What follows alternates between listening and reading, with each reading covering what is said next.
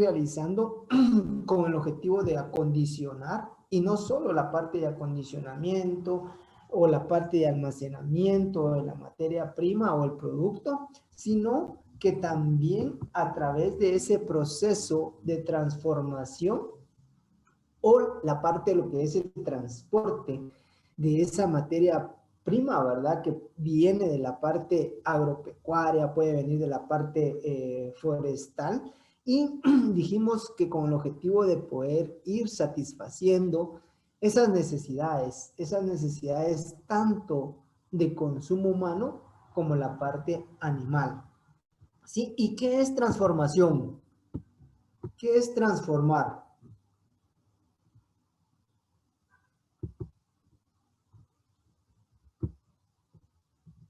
¿Qué es transformación, Alejandra? Alejandra Flores. Alejandra todavía está en el postre. Ah, no, ahí está, ahí está. Es como tomar la materia prima y llegar a transformarla en ya sea un producto para luego comercializarlo. Ok, gracias, Alejandra. Andy, Andy Galvez.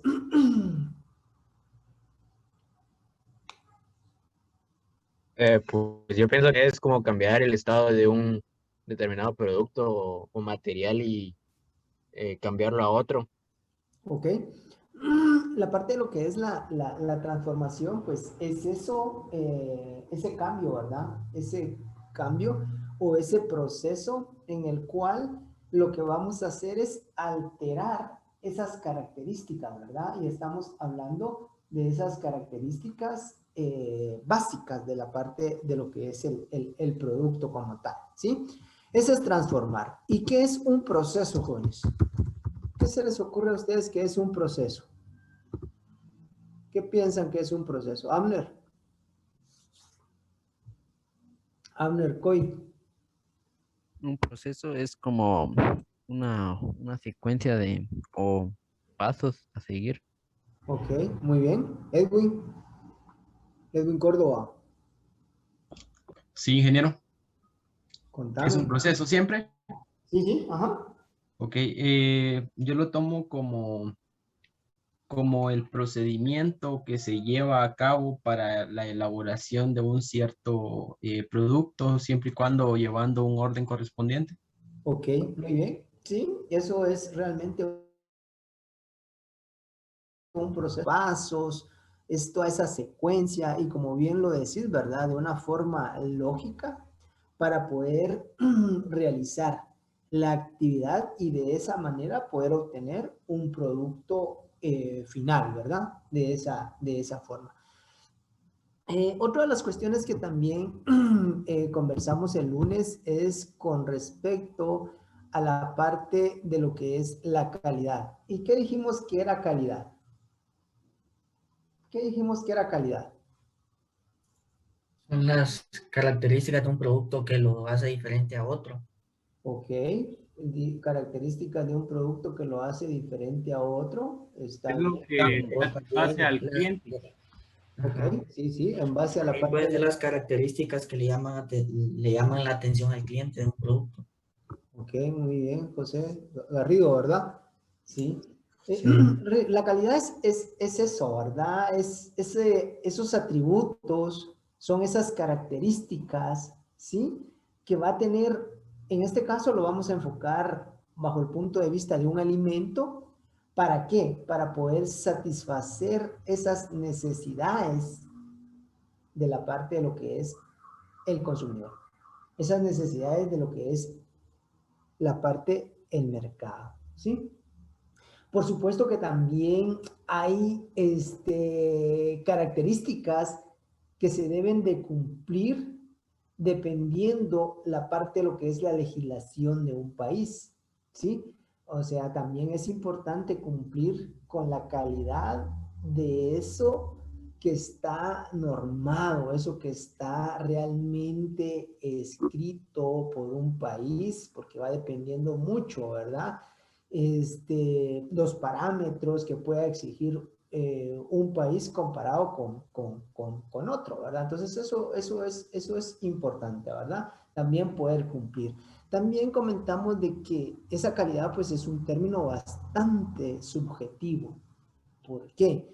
Porque para lo que Alejandra puede ser calidad, posiblemente para Andy no sea calidad. Entonces también está mucho en función de ese poder de adquisición que pueda tener realmente la parte de lo que es el consumidor, ¿sí? Entonces, la idea es satisfacer esas necesidades del cliente como tal, ¿verdad? ¿A través de qué? Del cumplimiento de esas características, de esos atributos, ¿sí? De que pueda diferenciar a ese producto como tal. La calidad, ¿de qué está compuesta? ¿Qué compone la calidad de un alimento?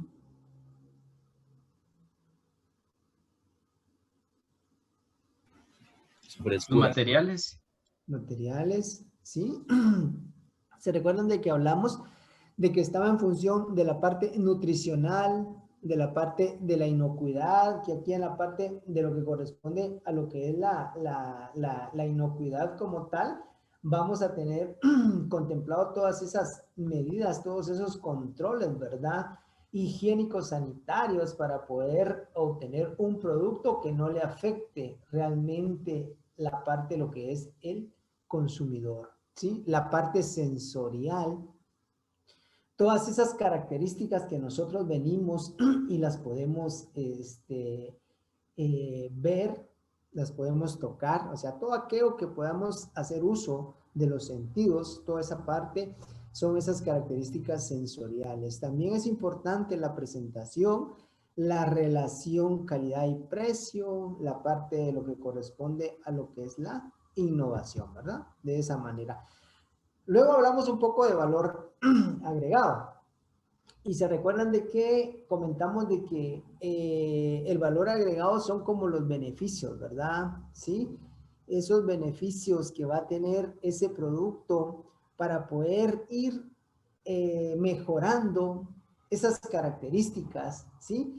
Y que lo pueda ir adaptando dependiendo el fin que se tenga con ese producto. Esa es la parte de lo que era el valor agregado, ¿verdad? Un servicio extra que le podamos dar, ¿sí? Un servicio extra que le podamos dar, que ese servicio puede ser una característica, un valor añadido, ¿sí? Algo extra que le vamos a poder dar, significa dar más, significa un mejor servicio, por ejemplo, colocábamos en la parte de lunes, ¿verdad? ¿Sí? Mejores productos, mejores servicios. Se recuerdan de que también comentamos de que existen organismos internacionales los cuales identifican estrategias para poder realmente indicar de que hay generación de valor. ¿Cuáles eran esas estrategias que son genéricas para poder agregar valor?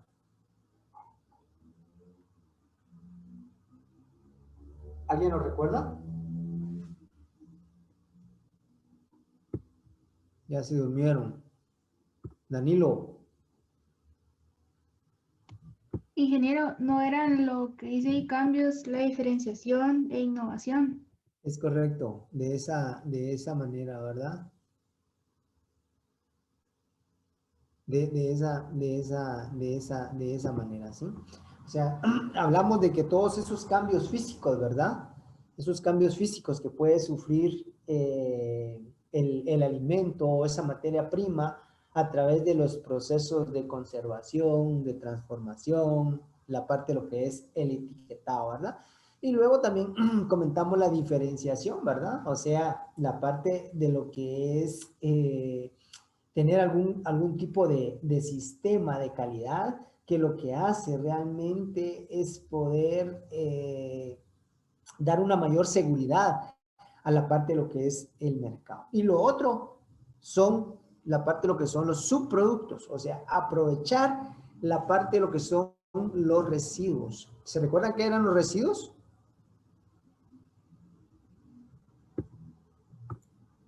Es lo Algo que restante que se puede Lo que se tener una aprovecha. nueva utilidad. Ok, Brandon, ¿alguien más? Creo que quería comentar. ¿Alguien más?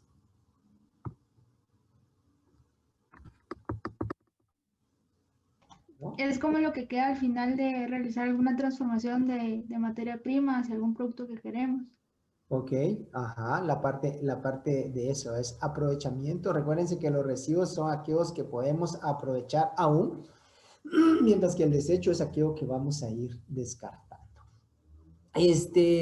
A partir de ello, pues podemos pensar que esa agroindustria pues puede ser una agroindustria lineal o puede ser una agroindustria en la parte de lo que corresponde a una economía de forma circular. Cuando hablamos de una economía de forma circular, ¿qué piensan ustedes?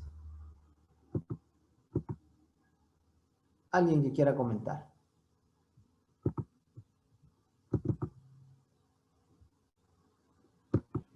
Como que se reutilizan los desechos. La reutilización de los desechos. ¿Qué? ¿Alguien más?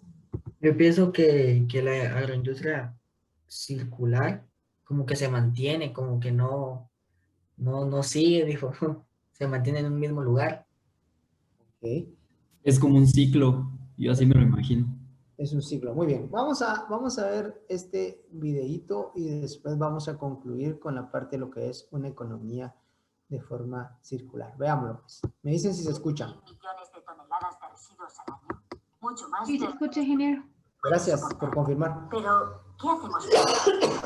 Gran parte del problema reside en un sistema económico lineal, pensado en crear cosas para después tirarlas. En esta cadena, cada uno de los procesos mira exclusivamente por sus propios intereses y genera sus propios desechos.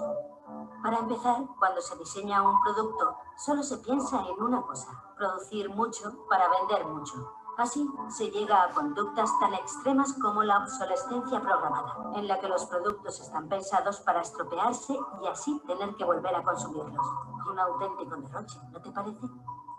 Vender mucho significa extraer mucho.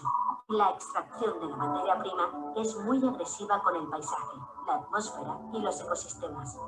Imagina, en 20 años hemos extinguido oficialmente 27 especies de animales. ¿Es que queremos quedarnos solos? Los métodos utilizados para la distribución y el transporte son también muy contaminantes. Hazte una idea.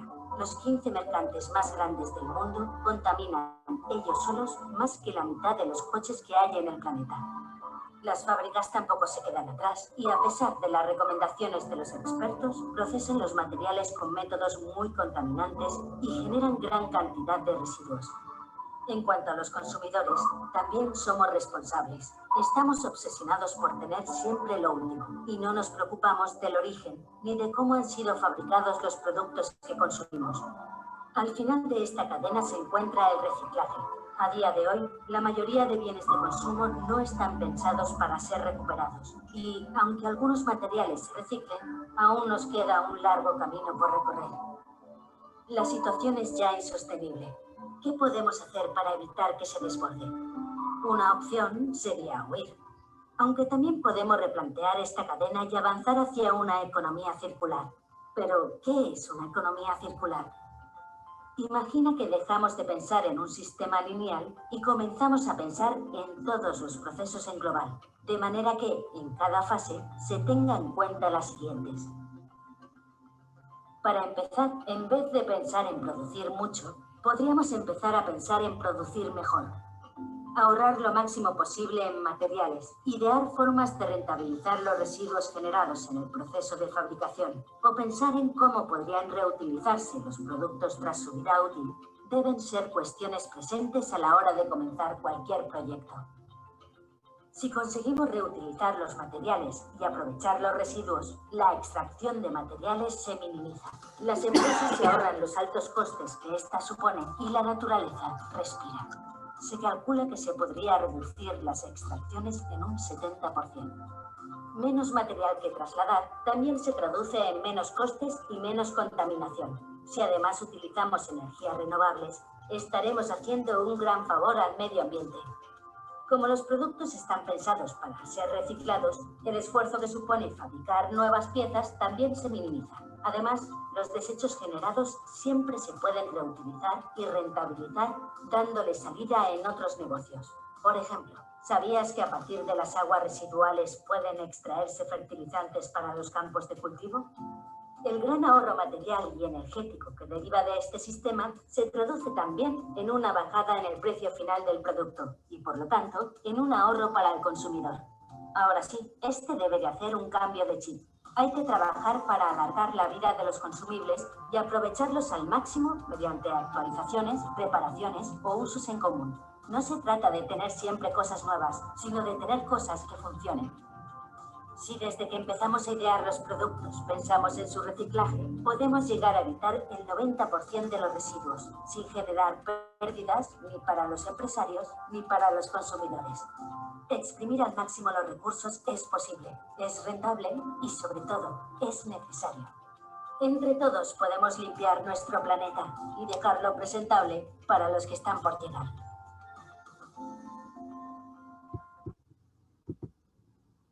Muy bien.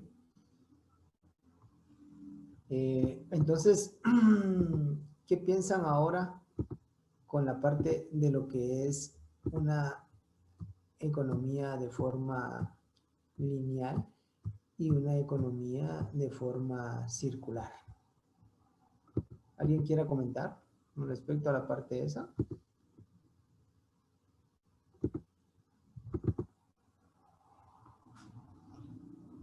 Contame, Garrido.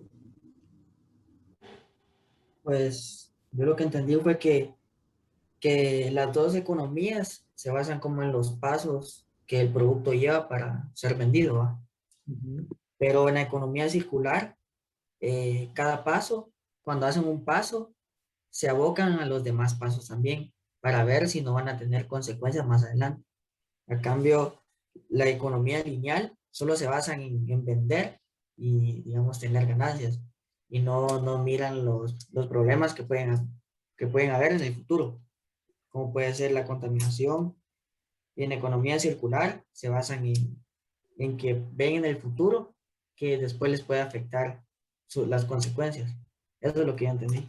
Ok, gracias por tu comentario, Garrido. Realmente la parte de lo que es esa economía lineal, ¿verdad? Hay una extracción, se extrae, se produce o hay una transformación y se desecha, ¿sí? Mientras que en esta economía de forma circular, ¿qué es lo que vamos a hacer? Es un modelo que está diseñado para poder producir, ¿sí? Pero aprovechando más los recursos, ¿sí? A través de que esos recursos puedan seguir generando valor a través de la parte de lo que es el tiempo, ¿sí? Entonces, de esa manera, lo que estamos haciendo es reduciendo al mínimo la parte de lo que son los residuos, ¿sí?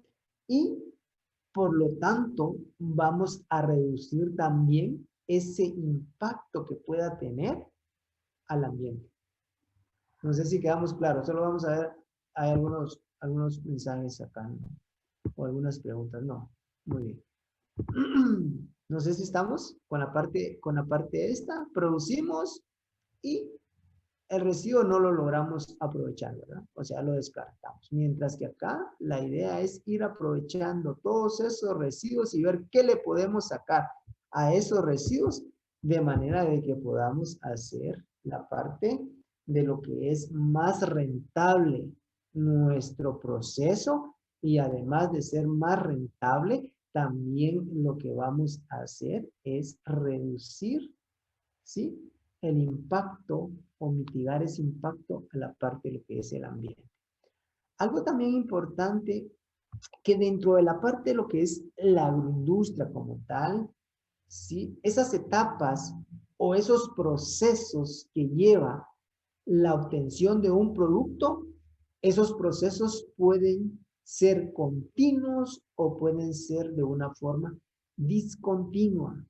la parte de lo que es discontinuo también se le conoce como un proceso o como una etapa o un producto en el que lo que tenemos es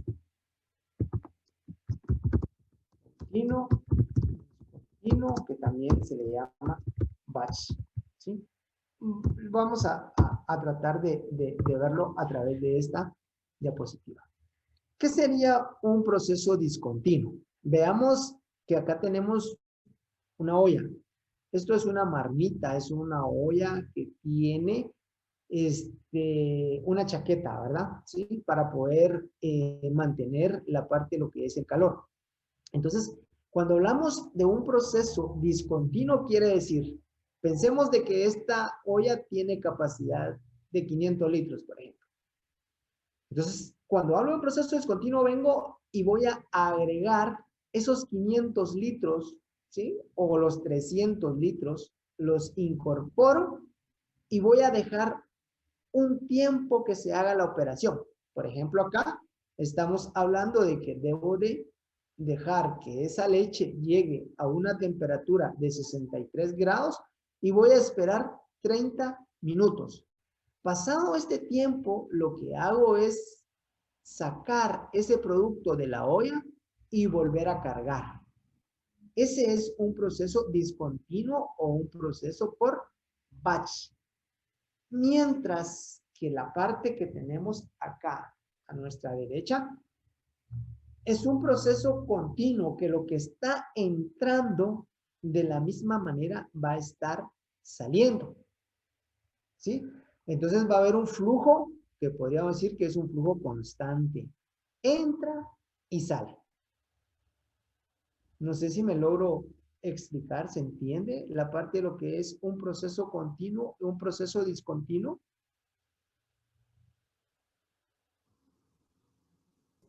¿Será que lo puede repetir, ingeniero? Por favor. Profe, el discontinuo dijo que se va haciendo por lotes. Es correcto, es por lotes. Ajá. Muy bien, Garrido. Ahorita vamos a lo que les comentaba es lo siguiente.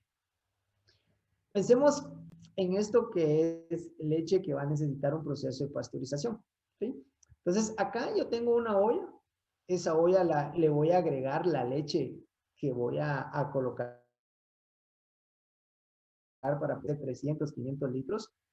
Y cuando llega a la temperatura que yo voy a pasteurizar, que pueden ser 63 grados, voy a esperar 30 minutos. Voy a tener ese producto en la olla durante 30 minutos a esta temperatura de 63 grados.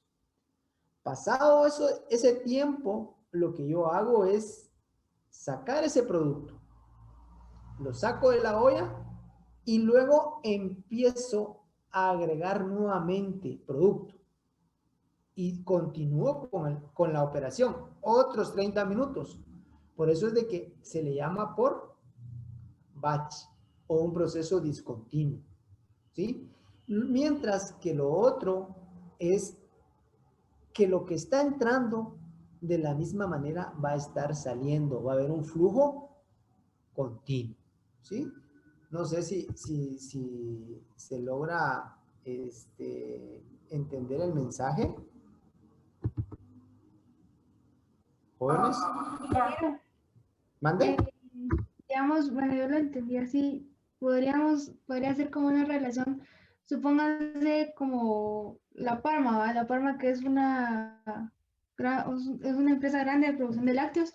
Esta realiza unos procesos continuos, pues, porque no tienen que llevar ollas o cargarlas así, a comparación de alguna como empresa local que haga quesos así localmente, pues, que no tenga los procesos así tan industrializados. Así es.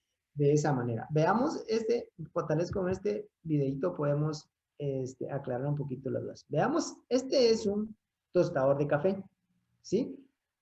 Van a ver ustedes que la persona lo que hace es agregar esa cubeta, que ese sería el batch, ¿verdad? Esa cubeta la va a agregar a la tolva, ¿sí? Y va a esperar que llegue la temperatura y el tiempo de tostado para poder retirar y volver a cargar, ¿sí? Veamos, entonces él viene, toma la cantidad en función de la capacidad, la va a vaciar ahí y va a esperar, ¿sí? El tiempo y la temperatura para poder descargar el producto y volver nuevamente a cargar. No sé si se entiende. Ese sería un proceso discontinuo. Ese Porque sería tiene que estar cargando y descargando. Es correcto. Es correcto. Así sería. ¿Se entiende, jóvenes? Sí, ingeniero, ahora sí. Ok, muy bien. Algo también que es importante que ustedes puedan diferenciar es entre qué es clasificar y qué es seleccionar. ¿Qué piensan que es clasificación y qué es selección?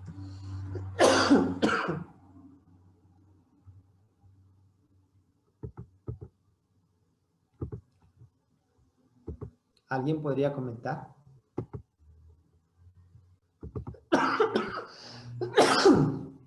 Ingeniero. ¿Sí? Que hable mi compañero primero. Ok. No, hombre, dale, Pablo, habla tú. Vamos, Pablo, te está dando ahí el honor. Bueno, yo pienso que clasificar es como tener varios, perdón, ingeniero, clasificar es como tener varias opciones, se podría decir, y escoger cada una por sus características en común. En cambio, seleccionar es como tener una misma, eh, tener una misma población, se podría decir, unos mismos elementos con características comunes y seleccionar los mejores. Ok. Vamos ahora con la señorita. Pues para mí seleccionar es como elegir alguna cosa entre algún conjunto de objetos, pues de la misma manera, ¿va? Y la clasificación es elegir algún objeto en base a algún criterio que nosotros querramos, pues, o alguna característica en específico. Ok, muy bien. ¿Alguien más? ¿Alguien más? ¿No? Bueno, realmente lo que comentan sus compañeros, pues, lo que vamos a hacer es, cuando venimos y clasificamos, lo que vamos a hacer es agrupar, así como lo decía la señorita, la vamos a agrupar en función de algunas características. Por ejemplo, yo podía agrupar en función del tamaño del producto. Lo podía ir agrupando en función del peso del producto. Lo podía agrupar en función del color del producto. Entonces, lo que hago es agrupar en función de una característica que pueda ser homogénea de la parte de lo que es la calidad, ¿sí? Esto yo me puedo basar en los requerimientos que pueda tener el mercado, en algunas normas que puedan existir, ¿verdad? ¿Sí? En función de eso, yo puedo determinar esos defectos, esas tolerancias que puedan haber con el producto. Y de esa forma yo vengo y lo que hago es agrupar. Mientras que cuando yo hago una selección, ¿qué es lo que voy a hacer? Voy a eliminar aquella hortaliza o aquella fruta que pueda presentar algún problema que posiblemente pueda ser un problema de deterioro, un problema de textura, o puede ser algún defecto que pueda tener ese producto y que ya no pueda clasificar para poder ser vendido, por ejemplo, en fresco, o que tampoco pueda ser utilizado para poder sufrir un proceso de transformación. Entonces, venimos, hacemos la parte de lo que es clasificación y la parte de lo que corresponde a lo que es la selección. Podría ser un proceso de forma simultánea, puede ser que yo en el campo haga un proceso de selección Ya en el centro de acopio hago una clasificación y vuelvo también a poder hacer una siguiente selección, ¿verdad? En función de poder dejar todos esos productos de acuerdo a una característica o a una necesidad que pueda haber dentro de la parte de lo que es el mercado. La agroindustria como tal, ¿sí? Independientemente de cuál sea la parte de lo que es el tamaño, puede tener procesos simples o puede tener procesos que puedan ser mucho más complejos, ¿verdad? Sí, entonces de esa manera. Yo no sé si está claro la parte de lo que es clasificar y seleccionar. Acá podemos clasificar por el diámetro de la piña, la parte de lo que son las zanahorias, podemos clasificar también por el tamaño, ¿verdad? Y hay clasificadoras que tienen ojos ópticos, ¿verdad? Que van clasificando en función también de la parte de lo que puede ser el color o el peso del producto. ¿Alguna duda, jóvenes?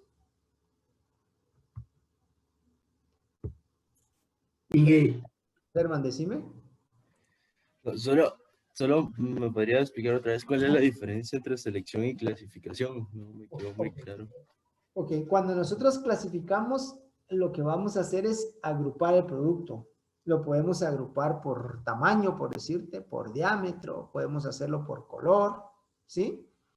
Lo podemos ir haciendo por peso. Entonces, lo vamos a agrupar en función de una característica que sea homogénea.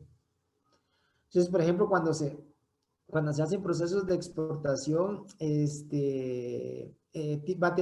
necesita cierto grado de maduración ese producto para poder llegar al destino y poder llegar al consumidor, al país destino y que pueda llegar al consumidor, ¿sí? Se va a tener ciertas características con respecto al color, con respecto al tamaño.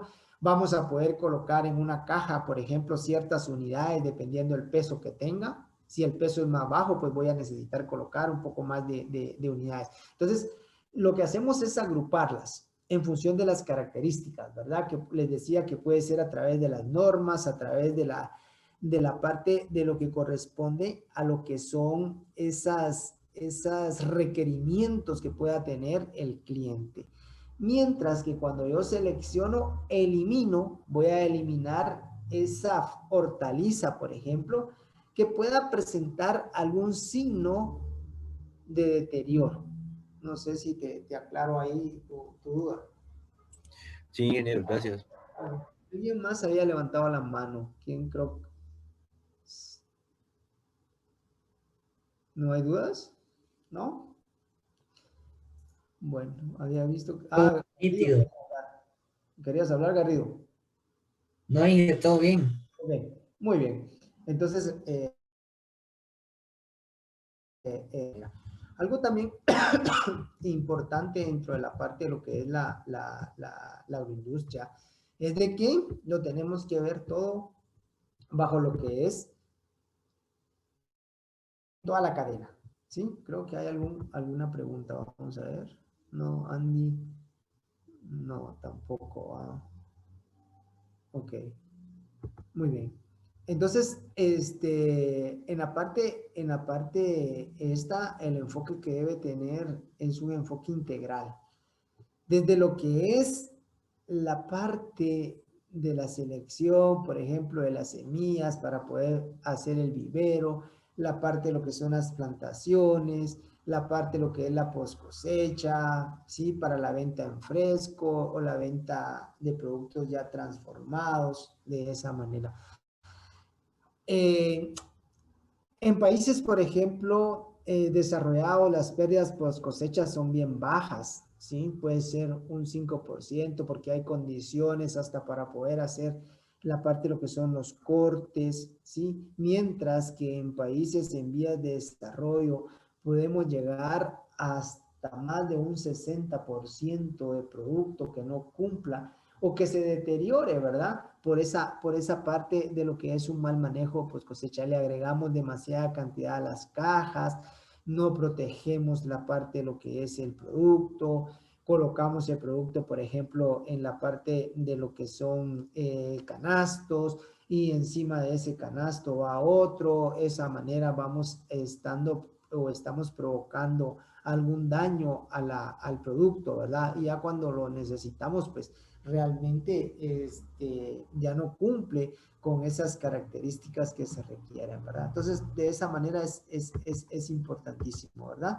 Es poder realmente tener esa producción, tener ese proceso, la parte de lo que es la comercialización, para poder tener diferentes tipos de productos, ¿verdad? A partir de frutas, hortalizas, a partir de los derivados lácteos, a partir también de la parte de lo que pueden ser los hidrobiológicos, productos cárnicos, o extracción de la parte de lo que son los aceites, ¿verdad? Entonces, toda esa cadena agroalimentaria, desde la producción primaria, esa parte de lo que es la transformación, la parte de lo que es el consumo del producto como tal, ¿verdad? ¿Sí? Muy bien. Ahora yo les preguntaría, ¿qué ventajas creen ustedes que tenemos a la hora de hacer agroindustria? ¿Qué ventajas hay? ¿Qué decir Rudy Colindres? Tal vez aprovechar los productos o residuos. Aprovechar productos, residuos. ¿Qué más? Steven. Yo lo que pienso aprovechar, por ejemplo, la maquinaria que tenemos, por ejemplo, lo que estábamos hablando del queso, que va a ser una economía continua y no va a haber interrupciones en el tiempo, y eso nos va a permitir que podamos producir más productos, por ejemplo. Ok, gracias. Wagner, Felipe. Wagner no están a jugar. Estaba pensando qué decir. Bueno, perdón, es que no te veía que activaras el micrófono, perdón. Sí, quizás tener un producto natural y a la vez que tenga un flujo continuo, si así lo desean. Ok. Y por último, Casia. Juan. Sí, ingeniero. Contame. No de 1 a 5, no. Contame qué ventajas ves con la parte de lo que es la agroindustria. Ventajas de la agroindustria sería mejor aprovechamiento de los recursos. Muy bien. Una de las cuestiones muy importantes es de que vamos a reducir esas pérdidas por cosecha. Vamos a poder aprovechar la parte de lo que es el producto, ya sabemos las técnicas, ya sabemos un método adecuado para poder realmente tener una mejor presentación de nuestro producto en el mercado, entonces reducimos pérdidas por cosecha, ¿sí? Otra de las cuestiones también importantes es de que vamos a diversificar. Vamos a tener en el mercado y como ustedes también lo comentaban, vamos a poder tener el aprovechamiento de esos residuos para la obtención de sus productos. Otra de las cosas también importantes es que podemos reducir esa fluctuación de lo que son los precios. ¿Qué es lo que sucede? Por ejemplo, es común que nosotros vengamos y es correcto, Nadie, también prolongar el tiempo de vida del producto. Es correcto, señorita, de esa parte. Entonces, vamos a reducir las fluctuaciones en los precios. ¿Qué es lo que sucede? Por ejemplo, viene un productor, sembró tomate, vino el vecino, se dio cuenta que le fue bien, siembra, el otro vecino siembra, ¿y qué es lo que va a suceder? Van a bajar los precios. Entonces, a la hora de poder hacer agroindustria, yo puedo realmente aprovechar ese producto y poderlo realmente vender en otra época. Voy a poner el ejemplo en el caso de la parte del occidente del país. Producen manzana. Cuando hay producción de manzana, ¿qué es lo que hacen ellos? Ellos vienen y meten en cuartos fríos la manzana por espacio de 3 meses. Cuando ya llega fin de año, noviembre y diciembre, ellos sacan ese producto al mercado a un mejor precio, ¿sí? También podemos incrementar el tiempo de vida de ese producto. Podemos hacer que ese producto sea mucho más estable. ¿Y qué dijimos que era estable? ¿Qué es estable, Lilian? Lilian, ¿me escucha?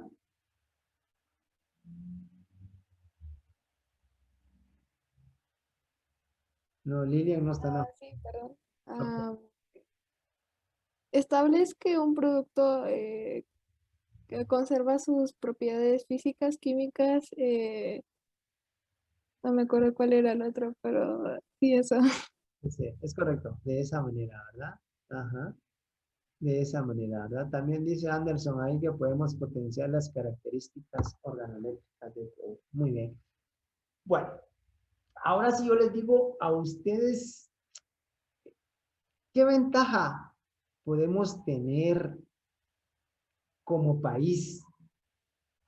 ¿Sí? Ventajas competitivas en el país,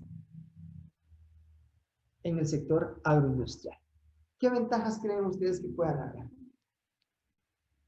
¿Qué ventajas tiene el país como tal? Cuando hablamos de ventajas comparativas, estamos hablando con otros países. Ingeniero, tal vez tener una gran diversidad de productos. Ahí estamos. La parte de lo que es la diversidad de materias primas que tenemos en el país, eso nos permite que haya disponibilidad, ¿verdad?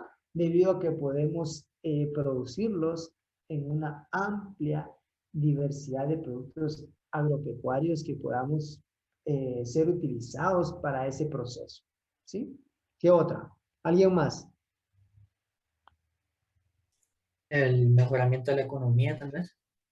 También la parte de lo que es el mejoramiento de la economía a la hora de poder tener la parte de lo que es ese proceso agroindustrial. Pero algo importante que tenemos como país es la ubicación que hay. Estamos cerca de ese mercado de Norteamérica, ¿sí? Tenemos un montón de paisanos, por ejemplo, en Estados Unidos, que podemos tener que hay un mercado nostálgico. Gente que se ha ido y que anhela, por decirles algo, una pacaya, y por eso es de que productos ya está, es líder en ese tipo de segmento de mercado.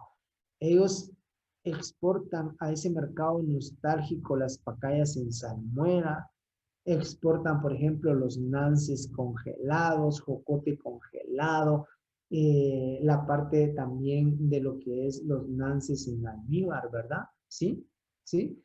Algo que también dice Naidelen aquí es la alta producción agrícola de materias primas, ¿verdad? Eso también es importante. Hay mucha vocación realmente agropecuaria dentro del país que de una u otra manera pues nos ayuda a que podamos tener esa vocación para poder producir esas materias primas. Entonces, la diversidad de los climas, la parte también de los puertos, tenemos el puerto Atlántico, el puerto Pacífico, en el que podemos poder llevar el producto, ¿verdad? Entonces, de esa manera.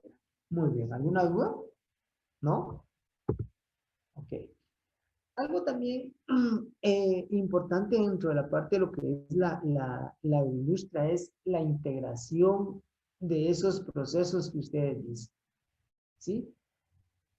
Y esa integración de esos procesos nosotros tenemos que verlo todo enfocado en procesos. ¿En qué? Nosotros vamos a tener una entrada y vamos a tener una salida. ¿Sí? Ingresamos materia prima, ingresamos insumos, hay operaciones y transformamos y obtenemos un producto final. Pero esas características de esa materia prima me van a dar la pauta de cuáles van a ser las características del producto final.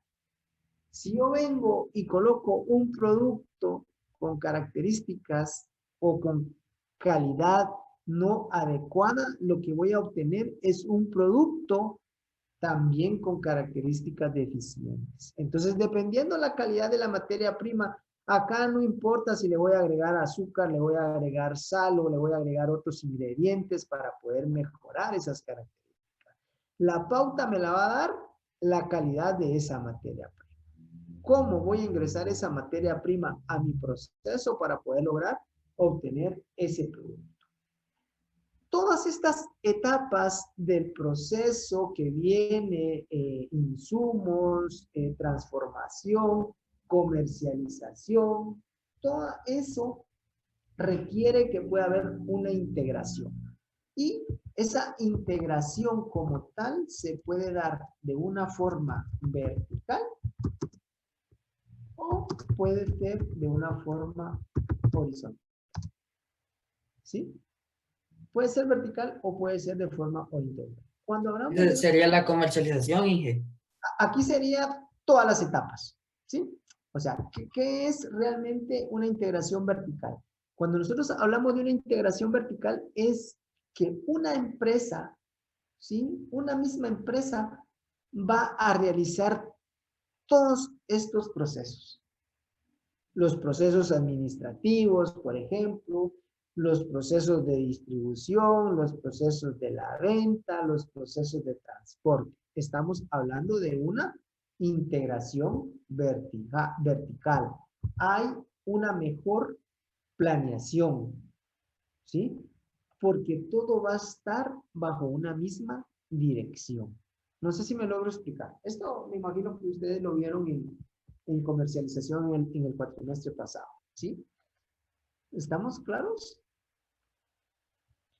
Hablamos integración vertical. Una empresa hace todas las etapas, ¿sí? Mientras que horizontal va a haber más de una haciendo todas las actividades de la empresa.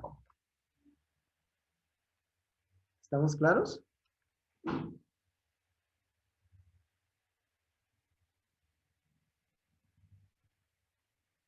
No se oye. Bueno, asumo que estamos...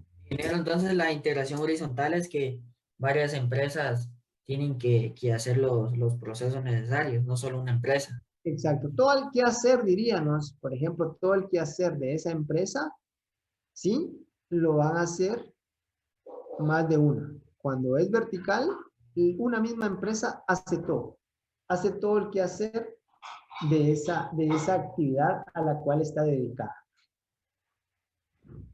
¿Me explico? Bueno, yo pienso que sí porque no me contestan. O todo claro o nada claro. Una de dos, ¿verdad? Muy bien. Y que a mí me había quedado duda en lo que dijo de la cadena agroalimentaria. Ajá. En la parte esta. Acá es también ver todas las etapas, ¿verdad? En la cadena, ¿sí? O sea, desde lo que es la parte de lo que corresponde a la selección de esos proveedores de materias primas para que podamos tener una materia prima de calidad.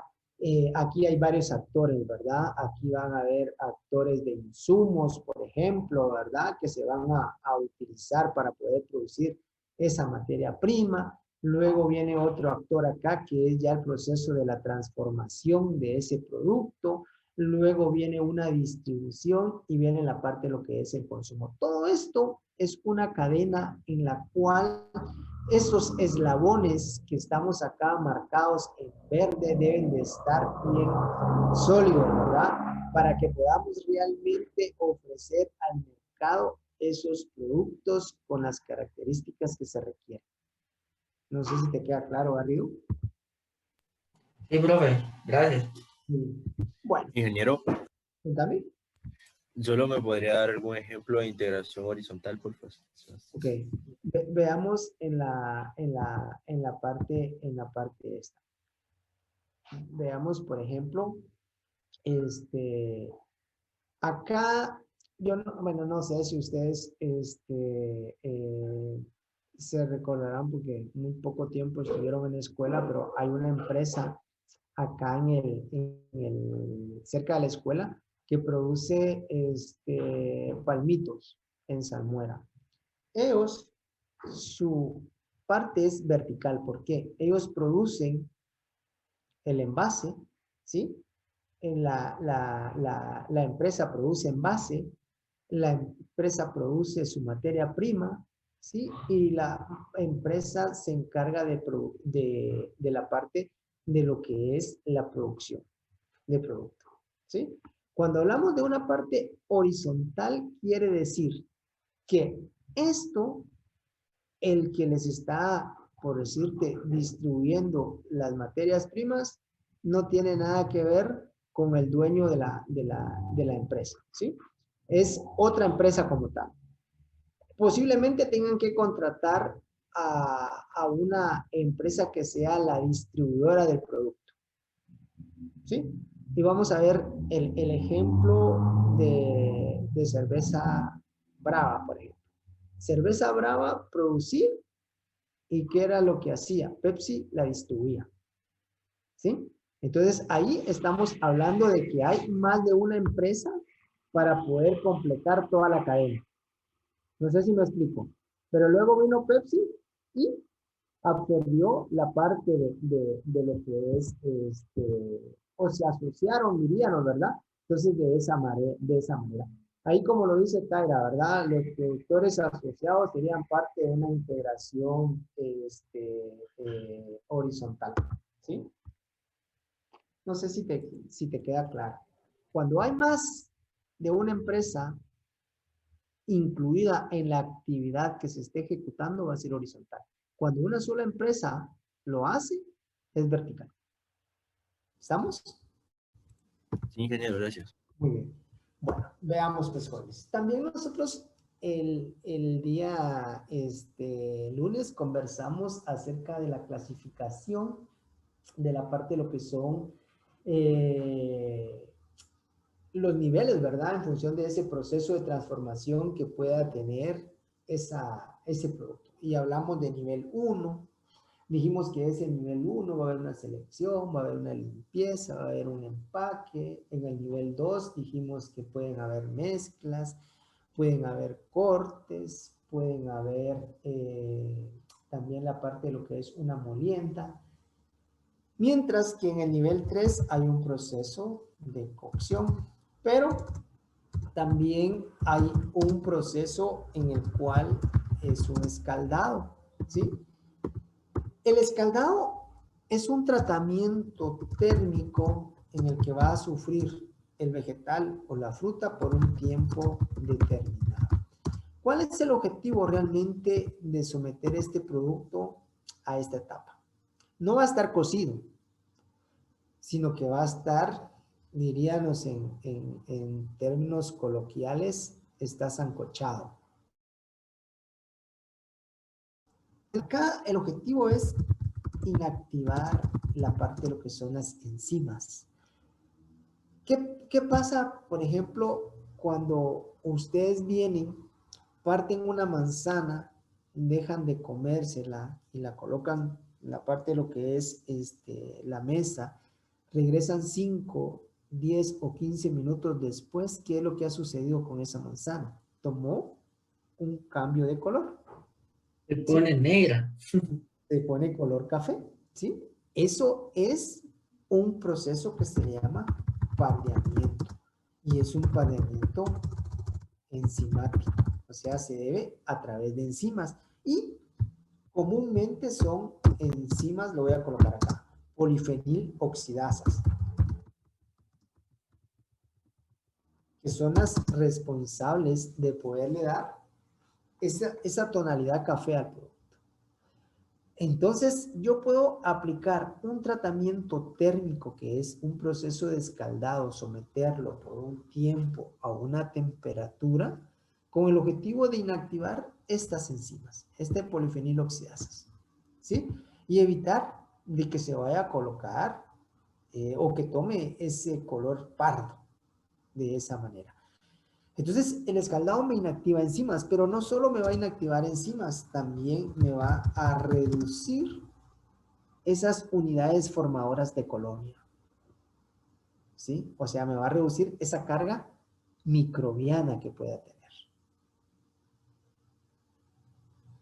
Pero también, además de eso, me va a fijar el color. ¿Qué significa esto?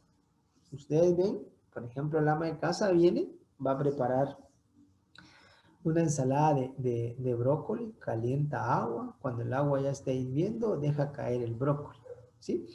Y el color del brócoli se va a volver un poco más intenso. Eso es fijar el color, ¿sí? Entonces podemos fijar el color, además de eso, de reducir la carga microbiana, vamos a inactivar la enzima, vamos a mejorar la textura y también vamos a eliminar el aire. La enzima solo la inactivamos, la enzima va a estar presente allí. Por lo tanto, yo debo de verificar si mi tratamiento si este proceso que tenemos acá del escaldado fue adecuado. Y lo puedo hacer un análisis para poder determinar si realmente fue la temperatura y el tiempo adecuado. Porque no lo tengo que llevar a cocción. La enzima va a estar presente. Lo único que hice fue inactivarla y hacer que ese proceso sea más lento. No sé si me explico, Jones. Ingeniero, la cocción sí ya elimina las enzimas entonces. En la parte de lo que es la cocción, lo que vas a hacer es matarlas de una vez, ¿verdad? Entonces ya le va a cambiar la textura realmente al producto. ¿Sí? Porque, por ejemplo, el país vende o exporta la parte de lo que es brócoli congelado. Ese brócoli previo a ser congelado pasa por un proceso de escaldado. Inactivamos esa enzima, pero cuando ya va a ser utilizado, ese brócoli debe tener ese crunch, ¿verdad? No debe estar cocido. O sea que cuando ustedes, por ejemplo, vienen y prueban una ensalada, pensemos de brócoli, y ya está muy cocido, pues ya no es como que mucho del agrado, ¿verdad? Este proceso de escaldado puede darse por inmersión en agua caliente o lo podemos hacer con vapor directo. Agua caliente, aparte de lo que es vapor. La cocción se hace con el fin de darle textura al producto y elimina el aire ocluido. El escaldado va a hacer todo esto. Todo eso que tenemos acá. El escaldado vamos a eliminar o vamos a inactivar, perdón, las enzimas. Vamos a hacer que este pardeamiento enzimático sea mucho más lento. Vamos a reducir las unidades formadoras de colonia, o sea, la carga microbiana. Vamos a fijar el color. Mejoramos la textura e eliminamos el aire que pueda estar ocluido en el tejido. ¿Estamos? ¿Y la cocción qué es lo que hace? ¿Con qué fin se hace? En el caso, por ejemplo, de la parte de lo que es la cocción, si vos vas a hacer, te voy a poner un ejemplo muy sencillo. Cuando el ama de casa va a preparar una salsa, por decirte, lo que hace es cocer el tomate, dejarlo bien suave de manera que lo pueda pasar por la licuadora y obtener ya la parte de lo que es la salsa, ¿sí? Cuando haces una mermelada, haces un proceso de cocción también. ¿Qué es lo que haces? Agregas la fruta, vas agregando el azúcar y lo vas a mantener dentro de una temperatura. En el caso puede ser una temperatura de ebullición. No sé si te está claro ahí, arriba. Sí, Inge. Ok. Gracias. Muy bien. Entonces, de esa, ¿hay alguna duda con esto? ¿No? Bueno.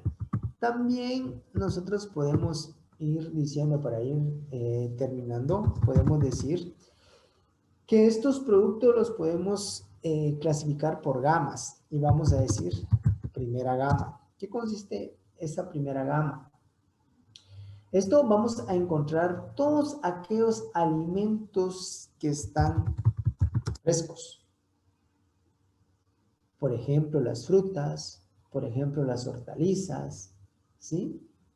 Esos son productos frescos. O también en esta categoría entran aquellos alimentos que son conservados por métodos tradicionales. ¿Cuál es un método tradicional de conservación de los alimentos? ¿Cuál es un método?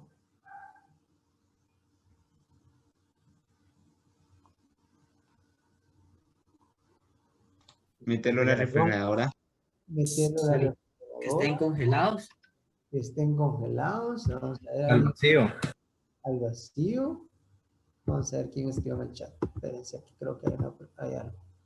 Glendy dice la fermentación. Es correcto. Un método tradicional es la fermentación. ¿Sí? Esa es una de las formas. Cuando hablamos de métodos tradicionales son aquellos métodos que empezaron a surgir. ¿Sí? Primero, antes no había, por ejemplo, la parte de lo que es la refrigeración.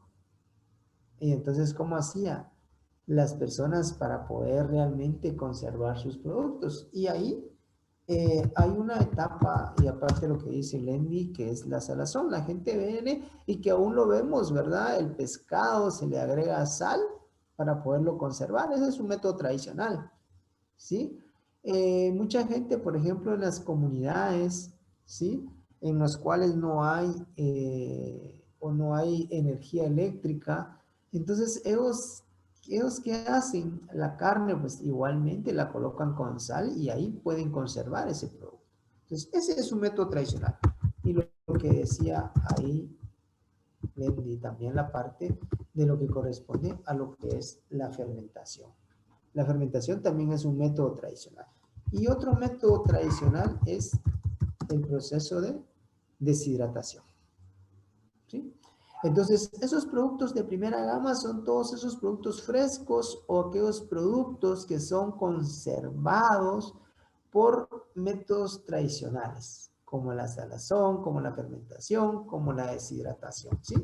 Y vamos a ver un último método o una última gama para poder dejarlo acá. Ingeniero. ¿Sí? Una pregunta, ¿la conservación de alimentos a base de vinagre también podría ser? Acordate que la obtención, en el caso del vinagre, tenemos un proceso de fermentación, ¿verdad? En el que los azúcares que estén presentes en ese producto lo vamos a convertir en alcohol y después lo podemos convertir. Entonces, la obtención de alcohol, la obtención de vinagre es un proceso de fermentación. Ok, ingeniero, gracias. De nada, Pablo. Veamos los productos de segunda gama. ¿Sí? Estos productos de segunda gama son aquellos productos que sufren un tratamiento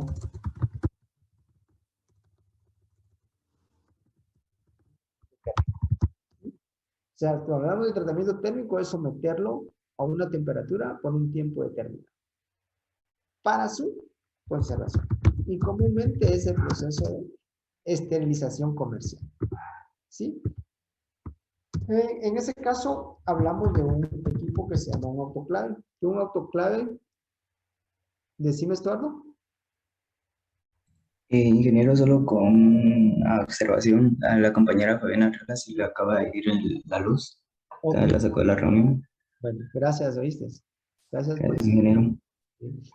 Entonces, lo hacemos a través de un autoclave. Un autoclave es como una olla de presión, ¿sí? Es un equipo totalmente cerrado, ¿verdad? En donde vamos a someter el producto a una temperatura por un tiempo determinado. Entonces, esa esterilización vamos a matar la parte de lo que son microorganismos, que son microorganismos de deterioro y todos aquellos microorganismos que son patógenos. De esa forma, ¿verdad? Acá vamos a tener productos herméticamente cerrados.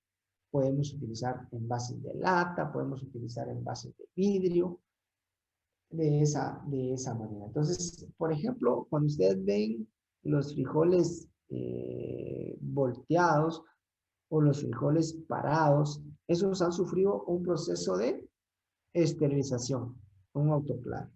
¿Qué es lo que se hace? Comúnmente viene, ¿sí? Y tomamos la parte, imaginémonos que este es un envase de hojalata. Y voy a colocarles el ejemplo de los frijoles parados. Venimos y los frijoles crudos los colocamos acá en la lata. Ahí van esos frijoles. Luego vengo y voy a aplicar la salmuera, que la salmuera va a ser una mezcla entre agua, entre la parte de lo que es la cebolla. Voy a colocar acá la parte de lo que corresponde a lo que es ajo. Puedo agregar, por ejemplo, el glutamato monosódico, que es el saborín. Se lo incorporo y luego lo llevo a la incorporación de esa salmuera va a ser a una temperatura no menor de 80 grados. Se lo agrego en caliente y luego lo llevo a un proceso de sellado, ¿sí?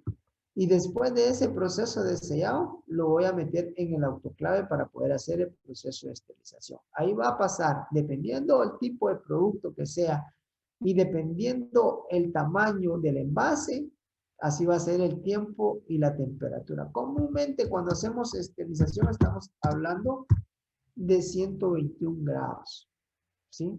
De esa forma. Este sería un método en el que vamos a hacer un método tradicional de envasado, ¿sí? El envasado lo podemos hacer por un método tradicional o lo podemos hacer también por un método que es un método aséptico. Veamos. Las cajas de leche, esos están sometidos a una pasteurización, pero es una pasteurización UHT, ¿sí? Una pasteurización ultra rápida, que es también una esterilización comercial. Ahí, ¿qué es lo que se hace? El empaque, pensemos la caja. Esa caja la desinfectamos por separado. Comúnmente se utiliza peróxido de hidrógeno, ¿sí? Se desinfecta y la leche o el producto que vayamos a colocar también, si hablamos de leche, lo vamos a pasteurizar. Lo pasteurizamos. Y luego, ¿qué es lo que hacemos? En un lugar totalmente inocuo, voy a agregar el producto. Y ahí estoy haciendo un proceso de envasado aséptico.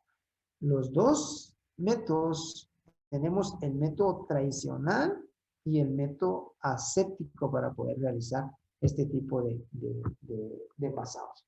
¿Alguna duda? ¿Y será que puede volver a repetir eso de envasado tradicional y aséptico, por favor? Ok, muy bien. Muy bien. Veamos. Cuando nosotros hablamos de un proceso de envasado tradicional, lo que voy a hacer es que tengo mi envase acá, agrego mi producto y después ya el envase con el producto lo someto a un tratamiento térmico, que es una esterilización. Y les colocaba el ejemplo de los frijoles, ¿verdad? Los frijoles parados, crudos, los incorporo en el envase, que es un envase hojalata. Le agrego la solución de la salmuera, les decía que es una solución de agua, más sal, más ajo, más cebolla, como que si el ama de casa estuviera colocando sus frijoles en la olla. Luego viene, lleno el producto con la parte de lo que es la salmuera, ¿sí? Y a 80 grados, le dije, no menor a 80 grados, y luego, ¿qué es lo que voy a hacer? Sello este envase. Le pongo su tapadera y lo voy a sellar. Y después de sellado, lo voy a meter a este proceso de esterilización. Mientras que cuando hablamos de un proceso aséptico, yo tengo mi envase, lo desinfecto por separado y mi producto también. Luego, en un lugar totalmente inocuo, vengo y lo envaso. Lo sello y listo. No sé si estamos claros. Te resuelvo tu duda ahí. Me siguió quedando duda en el otro envasado. ¿Cómo dijo que se llamaba el otro envasado que no era el tradicional? Ajá, este es un envasado aséptico, el tradicional y un envasado aséptico. Ajá, tengo duda en el envasado acético. Aséptico. Veamos, en el caso de la leche en envases tetra, en envases de caja. ¿Qué es lo que va a suceder ahí? La caja, imaginemos que esta es la caja. Se desinfecta con peróxido de hidrógeno. ¿Sí? Por separado. La leche se pasteuriza por una temperatura entre 138 a 150 grados Celsius, entre 1 a 4 segundos. Y luego, ¿qué es lo que vamos a hacer? Esa leche viene y la voy a agregar al envase. Lleno el envase y lo sello. Ese es en un lugar totalmente libre de microorganismos. Un lugar totalmente aséptico. No sé si te queda claro ahí, Gabriel. Entonces se hace una como pasteurización en un envasado diferente y luego se llena con la leche. Lo que haces es por separado, tanto el envase como el producto, los desinfectás, diríamos, ¿verdad? O los esterilizás por separado. ¿Ve? Y luego venís y llenás y sellás. Mientras que en el otro lo que haces es llenás, sellás y lo llevas al tratamiento. En el aséptico primero haces el tratamiento y luego llenás. No sé si me explico. Ah, ya. Entonces en el tradicional se mete, digamos, el producto y luego se lleva el tratamiento. Exactamente. Y en el acético primero se hace el tratamiento y luego se envasa. Es correcto. De esa manera, Garrido. Profe, ¿y cuál es el más confiable? Depende mucho de la tecnología que tengas. Si necesitas hacer un proceso aséptico, vos te das cuenta que, por ejemplo, la leche la puedes mantener a temperatura ambiente con esta tecnología, ¿verdad? Mientras que la leche en la que haces un proceso de pasteurización lenta, un proceso de pasteurización rápida, lo que vas a hacer es que necesitas una cadena de frío. Depende mucho. ¿Cómo se llama? El envasado séptico te va a ahorrar la parte de lo que es mantener una cadena de frío, pero la inversión del equipo es alta. Es una tecnología moderna, podríamos decir. ¿Dudas? ¿No hay dudas? Bueno, jóvenes, si no hay dudas, que tengan buena tarde. Cuídense bastante.